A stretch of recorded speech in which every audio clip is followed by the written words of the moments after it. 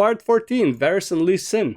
Welcome back, ladies and gentlemen. My name is I'm back. Targ, and of course, and once I'm again, back. I'm going to talk to you I want to hear about the League of blind Legends. monk. Today, we'll provide you with information about two different champions who are related by two things. They're both related to Ionia, and they both have been crippled trying to increase their own power. I am... Wait, is Varys crippled? I know Lee Sin is blind. He's literally called the blind monk or some shit. Is Varys crippled? He seems like he has 2 legs and 2 arms. Well, we'll find out in a second. About Varys, the Arrow of Retribution. Yeah, we'll see. We'll see in a bit. The blind monk. I don't remember anything about Varys. Nor Lee Sin, to be honest. Since his younger years, Varys has been known for his unmatched skills as an archer and as a sense of... Oh, yeah. His arm is not actually his arm. Right? I think like his right arm is not actually his arm. Oh. He had. We'll find out. Even as a young boy, his arm is actually a bow, right? Right it's thing. not like he's carrying a bow. His arm, like, basically became like this void manifestation or some shit and turned to a bow. So it's like, it's not like he's carrying a bow or something. No matter what the cost would be. For that, he would be chosen to guard a sacred temple built in the center of Ionia. The temple had been built in ancient times to contain a pit of corruption that had been leaking out from the depths of Runeterra.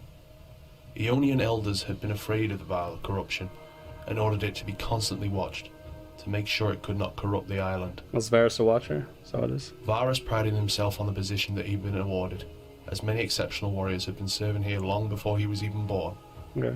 He lived in a tranquil village near the temple with his family. Varys' life was seemingly quiet and disciplined. It was split between the time with his family and guarding the pit of Pallas.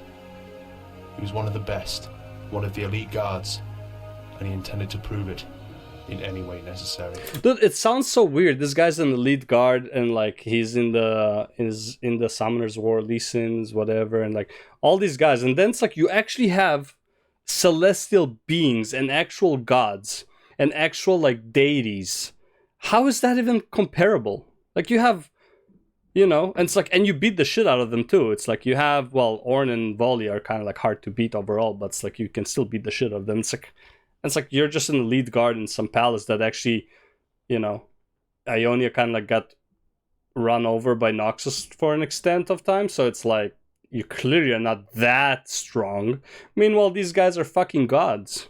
And like you're competing with them on the same level? I don't know, man. Sounds fishy.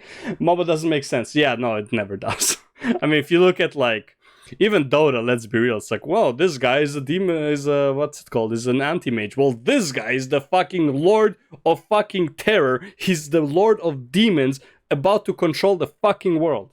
Oh, okay, well, I'm an anti-mage and I'll fuck him up. It's like, how does that make sense? When the Noxian invasion on Ionia had begun, yeah, there we go. Noxus crushed most of Ionia's helpless villages. That's what I'm saying. Noxus crushed Ionia. Right? It's like, and this guy's just one of the guards. Leaving nothing but ashes in their wake. God. Varys was clearly aware of the danger. Yeah, and he realised that Noxian troops would soon reach the temple. His choice was simple. Get strong. Varys could either stay...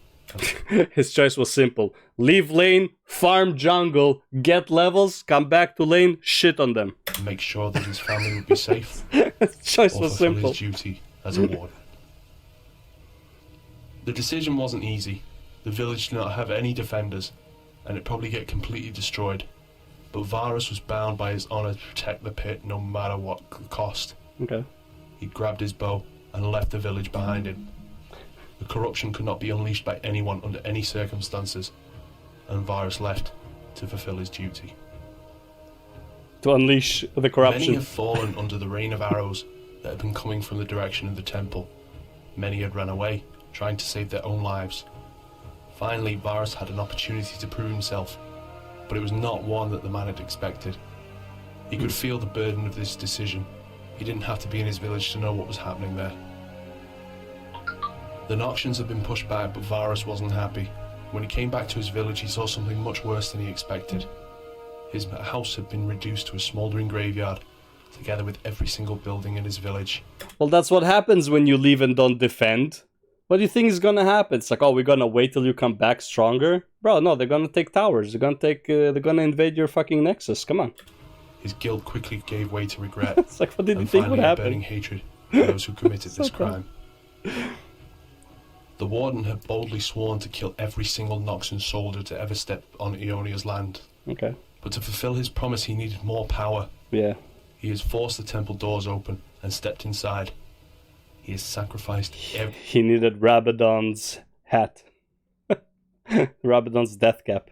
Without Rabadon's death cap, his Q doesn't do as much damage. everything to protect this corruption from spreading. But now he had nothing else to lose. Stepping between the flames, he had allowed them to consume his flesh and soul in exchange for power that it could offer him. His skin had been corrupted, his body broken, and his spirit filled with hunger for revenge. Somehow Varus was fine with that. He's now left Ionia, seeking out everyone related to Noxus. His journey has finally led him to the Institute of War, where the League is stationed. There, he found most of the masterminds behind the attack on Ionia. Wait, so how is he handicapped like Lee Sin? Lee Sin is actually blind. What's this guy's handicap then? What? You won the last game. Stop complaining. Jesus Christ. As well as those who caused deaths of hundreds of Ionians. Lee Sin, similarly to Varus, had been showing great potential since the early days of his training. Okay. But his biggest dream and goal in life was becoming a summoner. Was to be able to see, probably. Because he's blind. And sucks. He'd worked hard for it, trying to impress those around him with the power of his own. Not only skills that he possessed, but also his will and dedication have made Lee stand out in the crowd. Those qualities that many candidates lacked has intrigued one of the head summoners and the League's High Counselor, Reginald Ashram. Who? While still studying magic at the university. Yo, this is the swole guy from earlier, but wasn't he like in Shurima or some shit? Now he's in Ionia? Why is this not a player character? Look at this guy. Look how sick he looks. He probably just like pummels shit with his fists. University, Lee Sin had been too impatient. While he understood that he still had much to learn, the lessons were prepared for more average people and not more talented individuals such as himself. He wanted to know more than that. Lee Sin had started learning on his own from books that he could find in the library. He wanted to know more about summoning and graduate earlier. He reminds me of Ner'zhul from WoW, just human instead of orc. I don't know why. He looks like a Shadow Orc. Shadow Moon Valley Orc. Just like he's not an orc. He's like a dwarf / human. Human-sized dwarf with Shadow Moon Valley clothes. There. That helped Lee to surpass everyone on his now it all makes sense. To be one of the greatest summoners that have ever stepped into the League. That was until he made a grave mistake. Oh. He joined the Summoners League. To impress his teachers and fellow students, Lee wants to perform a ritual on his own. His goal was to summon a dire beast from within the plague jungle. Okay. That was not exactly what he summoned, though. The result of his summon was far away from intended. In a flash of light, Wait, in an alternate universe, Lee Sin is a summoner, not a monk? Like, not a fighter? He's a summoner? Interesting. In front of him, Lee Sin could see a dead body of a child split into several pieces because of the ritual itself. Do you even know how to play Nico? I don't think you ever played Nico. Later investigations have provided evidence that the boy was not the only... The old lore was great. I love the old lore. I loved it up until the tribunal, because it made players able to ban you, and that's still the case today. Victim, as the whole village had been destroyed due to the side effects of the ritual of Lee Sin. While the League was... Oh yeah, Nico is just like you snowball. Tribunal is gone already. I know, but you have the report system now. It's the same as the tribunal. It's like it's an evolved tribunal. Now you have people just reporting you for like anything and everything. There's like almost no game that somebody doesn't get reported for something, even if they don't deserve it.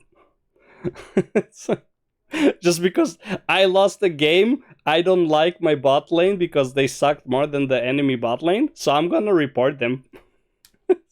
That's literally the mentality. Oh god. Yeah, Nico with Snowball is actually sick, right? You snowball, you click R and you snowball in and just fucking AoE everyone. Was willing to forget about this. Nico Aram is due brutal. to numerous talents that Lee Sin had shown that could be valuable to the League. He was not. Lee couldn't forgive himself for his mistake in sacrificing lives just to prove his own power. Snowball, yeah. Instead of continuing his education, Lee Sin had made his way to Ionia, where he joined one of the monasteries, swearing to never use magic again. There, Okay, if he swore never to use magic again, isn't his Q actually magic though? Like the orb that he shoots and then teleports to the target? Isn't that actually, well, not really teleports, just like kicks into, but isn't that technically magic? I feel like it's magic. I don't know, that's just like, it's my opinion. He led a calm life, without any problems from the outer world. He fucking teleports, yeah, later, he does. Found an opportunity to pay for his crime. He fucking does. After Ionia's first lost match to Noxus, he would protest against the occupation as a martyr.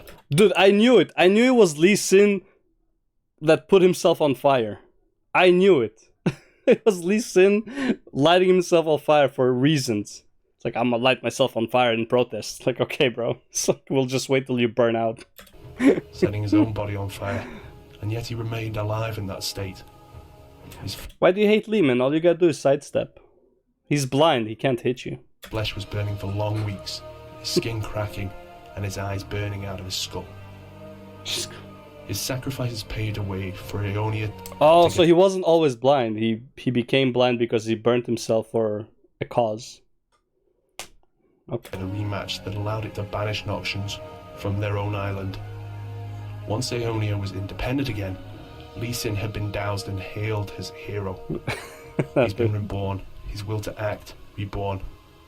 He was now ready to leave his past behind. Yeah, straight up idiot. As a monk, mastering the way of blood.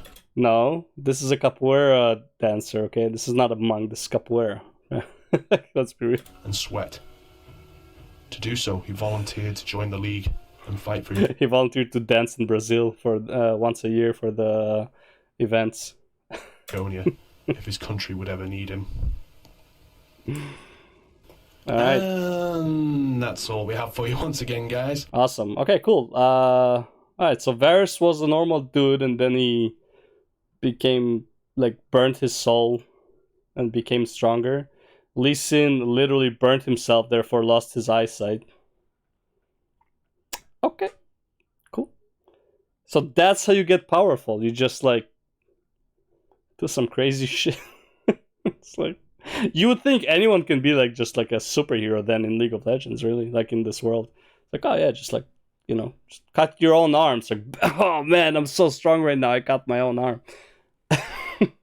Anyways, okay, that's Final 14. It's still, like, I'm making fun of it. It's pretty interesting, okay? Like, it's not unique or anything like that. There's a bit of cliche here and stuff like that, but it's still pretty interesting. That's like every character is going through like some tribunal of himself, like to become stronger, like whatever caused them to want to become stronger and shit like that. Anyways, next up we have Nasus and Renekton, so let's go for the next one.